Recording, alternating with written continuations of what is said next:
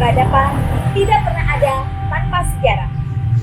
Hari ini, saya akan mengajak Anda menelusuri jejak sejarah tentang para pejuang kemerdekaan 9 November di Banjarmasin. Siapa saja mereka? Berikut penelusurannya untuk Anda. Lebih baik kita hancur daripada tidak merdeka. Sebelum kita tetap merdeka atau mati. Dan kita yakin, saudara-saudara, pada akhirnya pastilah kemenangan akan jatuh ke tangan kita.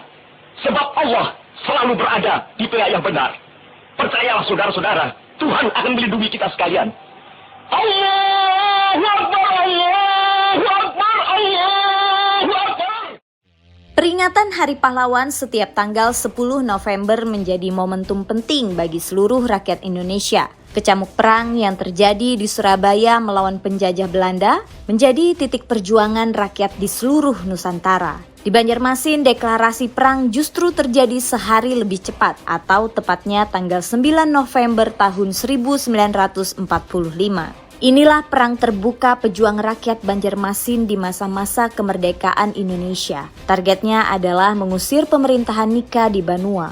Tanggal 16 Oktober 1945, sebuah gerakan rahasia dibentuk dengan nama Barisan Pemberontak Republik Indonesia Kalimantan atau BPRIK. Dipimpin Amin Effendi dan Abdul Qadir Uwan, gerakan rahasia ini diikuti pemuda-pemuda bekas anggota Heiho. Insiden pembunuhan terhadap 2 orang tentara Belanda di Pasar Baru, Banjarmasin menjadi titik awal konfrontasi. Tanggal 1 November, penyerbuan dilakukan pasukan BPRIK, namun gagal setelah gerakan rahasia pemuda terendus lewat mata-mata penjajah. Akibatnya, pasukan memindah markas besarnya dari kawasan Pasar Lama ke lokasi baru di Pengambangan dan Benua Anyar. Dari sinilah strategi perang dikendalikan dengan bergabungnya sejumlah pasukan berbagai kekuatan, di antaranya pasukan Sabilillah, pasukan Cintapuri, pasukan dari Hulu Sungai, hingga jaringan pemuda pejuang dari Pasar Lama, Kampung Melayu, Belitung, Pekapuran, Kelayan, hingga Pasar Baru. Kali ini saya tidak sendiri, saya akan ditemani oleh sejarawan dari Universitas Lambung Mangkurat, Bapak Mansur. Apa kabar Bapak Mansur? Alhamdulillah kabar baik. Kabar baik dan sehat selalu. Baik, berbicara tentang BPRIK, ini bagaimana sebenarnya BPRIK itu bisa terbentuk di sini? Ya, oke. Jadi sebelum terbentuknya BPRIK atau Barisan Pemberontak Republik Indonesia Kalimantan, itu sebenarnya banyak yang melatar belakangi sampai terbentuknya barisan ini. Termasuk diantaranya adalah masuknya Nika atau tentara Belanda yang memboncengi tentara sekutu untuk melucuti tentara Jepang yang ada di Banjarmasin. Karena kita tahu pada waktu itu, pada tahun 1945, Jepang kalah dari sekutu dalam Perang Dunia II yang membawa akses dikembalikannya wilayah-wilayah dari Jepang ke sekutu. Termasuk diantaranya adalah wilayah Banjarmasin yang pada saat itu menjadi jajahan Belanda, harus dikembalikan kepada Belanda. Jadi itu salah satu isi perjanjian tanpa syarat dari Jepang setelah kalah dalam Perang Dunia II. Nah, setelah itu mereka tidak datang di bulan Agustus. Jadi kita merdeka, memproklamirkan kemerdekaan kan tanggal 17 Agustus tahun 45. Ternyata pada bulan September mereka baru datang ke Banjarmasin. Jadi sekutu datang ke Banjarmasin melucuti Jepang di bulan September, sekitar tanggal 20 September. Nah, pada saat mereka ke Banjarmasin itu tentara Jepang juga ikut, tentara Belanda juga ikut, yang namanya NICA atau Netherlands Indies Civil Administration. Mereka berjumlah sekitar 100 orang ya, jadi tidak terlalu banyak juga. 100 orang yang dipimpin oleh Andersep namanya, yang melengkapi tentara sekutu yang diperkuat oleh tentara Australia pada era itu. Nah, setelah mereka datang, berusaha mengadakan konsolidasi. Jadi orang Belanda ini langsung ingin berkuasa kembali. Di antaranya konsolidasi itu dengan mengangkat kiai kepala ya, atau kalau sekarang ini sesama dengan jabatan pemimpin kota, namanya Pangeran Ardi Kusuma. Dan juga mereka mulai mengadakan pelarangan kegiatan atau aktivitas pejuang. Nah, di antaranya terjadi pada sekitar tanggal 10 November itu kan ada rencana di kota Banjarmasin ada pawai merah putih, tapi ternyata dilarang oleh Belanda. Belum lagi banyak hal-hal lain yang mengakibatkan pejuang ini harus tampil sendiri. Pejuang-pejuang BPRIK ini harus tampil untuk mengadakan perlawanan kepada Nika. Nah, pada era itu BPRIK diperkuat oleh Amin Effendi ya sebagai ketuanya BPRIK. Kemudian ada juga BPRIK bagian utara, tengah, dan selatan yang membagi wilayah Banjarmasin menjadi 3. Nah, khususnya di Banjarmasin ini sendiri terdiri dari banyak kampung ya. Jadi pemuda-pemuda di kampung itulah yang memperkuat BPRIK. Misalnya pemuda dari wilayah Pekapuran, Rumah Sakit Ulin, kemudian dari wilayah Belitung, Pasar Lama, sampai ke wilayah Pangembangan. Nah, dari mereka lah akhirnya bersatu memperkuat BPRIK dan merencanakan penyenyarangan di tanggal 1 dan 2 November tahun 1945. Baik, berbicara soal bulan November tentunya kita juga sering mendengar di kejadian yang sangat luar biasa yaitu 10 November di Surabaya. Nah, apakah ada hubungannya kejadian 10 November di Surabaya itu dengan 9 November yang ada di Kalsel? Ya, oke. Jadi sebenarnya kalau kita kembali ke peristiwa sejarah yang terjadi di bulan November di tahun 45, jadi sebenarnya Banjarmasin itu lebih dahulu terjadi perlawanan terhadap sekutu ya dibanding dengan Surabaya. Walaupun demikian, ternyata dalam sejarah nasional tercatat bahwa perlawanan di Surabaya lah yang terjadi 1 hari setelah di Banjarmasin yang dijadikan sebagai Hari Pahlawan. Hari Pahlawan. Tetapi apapun itu kita turut berbangga ya, karena pejuang-pejuang para pemuda di Banjarmasin tentunya ini mengadakan perlawanan yang cukup berarti yang ditandai dengan meninggalnya 9 orang pasukan dari BPRIK.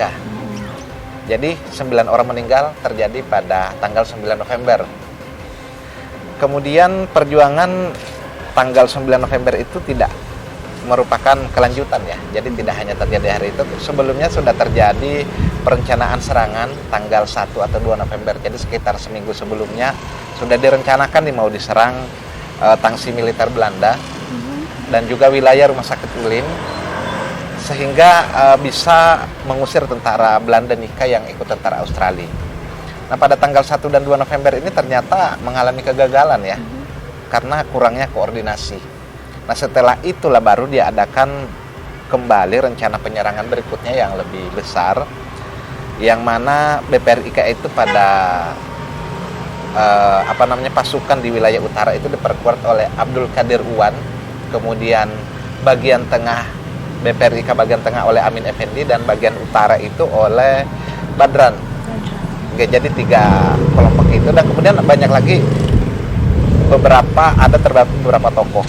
Nah, sebelum penyerangan itu yang utama dikoordinasikan adalah bahwa mereka melakukan pembicaraan dengan tentara Australia ya waktu itu, yang sebenarnya bersimpati terhadap perjuangan kita. Jadi tentara Australia bersedia membantu memberikan persenjataan, karena pada waktu itu pejuang kita hanya memiliki senjata-senjata peninggalan Jepang, karena mereka bekas tentara Heiho waktu zaman Jepang. Kemudian juga yang lainnya ditentukan titik serangan ya, titik serangan ke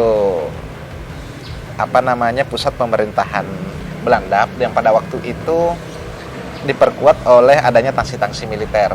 Tangsi militer itu diantaranya terdapat di wilayah Jalan Jawa dulu, sekarang di belakang Polda Kalimantan Selatan. Kemudian tangsi lainnya ada di wilayah Tatas, sekarang Masjid Sabil Muhtadin.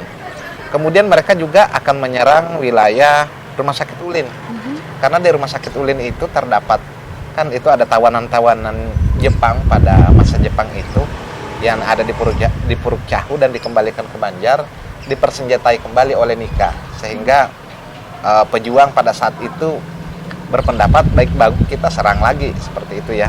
Baik kita serang lagi, karena walaupun mereka jumlahnya sedikit tapi akan sangat mengganggu nantinya. Akhirnya terjadilah peristiwa di tanggal 9 November pada hari Jumat yang nantinya akan mengakibatkan 9 orang tewas.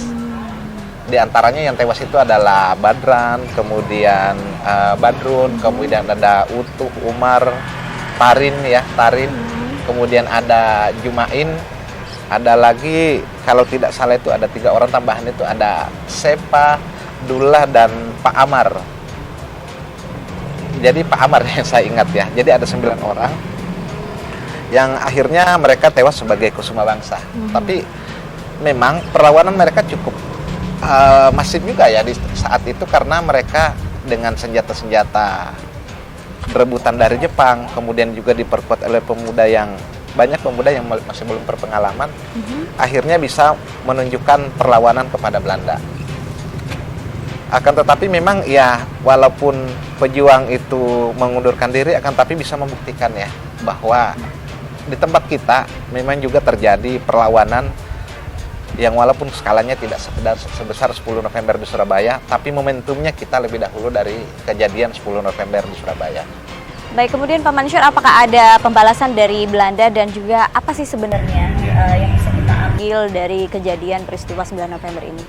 Oke, jadi sebenarnya pembalasan Belanda itu ada ya. Jadi mereka tidak terima diserang di tanggal 9 November dan mereka mengadakan pembalasan dengan jalur sungai. Jadi tidak melalui jalur darat, jalur sungai dengan kapal yang bernamanya kapal Kelua ya waktu itu. Mereka mengadakan serangan balik ke wilayah-wilayah sini ya, wilayah Pangambangan. Dan akhirnya dari para pejuang itu banyak yang melarikan diri. Terutama melarikan diri ke wilayah Sungai Tabuk, ke Alamroh. Kemudian nantinya banyak juga yang melarikan diri ke wilayah hulu sungai. Karena begitu gencarnya perlawanan balik dari Belanda. Tapi apapun itu, banyak nilai yang bisa kita petik di sini bahwa Banjarmasin, orang Banjar terutama ya adalah memiliki darah pejuang, dan kita patut berbangga untuk itu. Bahwa para pendahulu kita itu sudah menunjukkan bagaimana upaya-upaya kita untuk lepas dari penjajahan, dan tentunya perlu kita teladani dan mengisi kemerdekaan supaya pembangunan di kota kita Banjarmasin yang kita cintai ini menjadi lebih baik. Terima kasih Bapak Mansur, dan tentunya ini juga semoga perjuangan dari para pahlawan kita di 9 November ini juga terus memberikan semangat kita juga untuk mempertahankan kemerdekaan Republik Indonesia. Itulah tadi penelusuran jejak sejarah tentang para pejuang kemerdekaan di Banjarmasin. Tonton terus Banjar Historisme, semoga dapat menambah wawasan dan juga pengetahuan Anda tentang sejarah di Banua. Dan sampai jumpa.